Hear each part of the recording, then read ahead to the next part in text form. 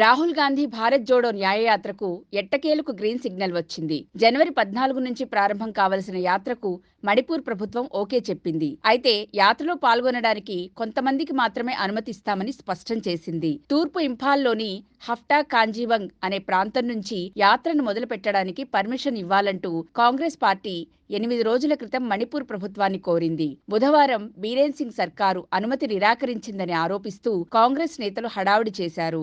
ఎవరెంతగా అడ్డుకున్నా యాత్ర మణిపూర్ నుంచే మొదలు పెడతామని Congress general secretary K C Venugopal తేల్చి చెప్పారు.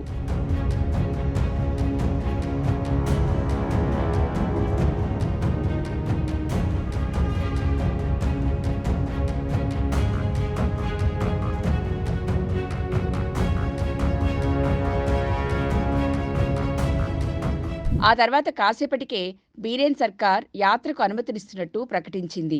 జనవరి 14న ఇంఫాల్లో మొదలయ్యే రాహుల్ యాత్ర నాగాలాండ్, అరుణాచల్ ప్రదేశ్, అస్సాం, పశ్చిమ బెంగాల్, బీహార్, జార్ఖండ్, ఒడిషా, ఛత్తీస్గఢ్, ఉత్తరప్రదేశ్, మధ్యప్రదేశ్, రాజస్థాన్, గుజరాత్ గుండా సాగి మార్చి 20న ముగుస్తుంది. మొత్తం 6,700 కిలోమీటర్ల మేర యాత్ర సాగుతుంది.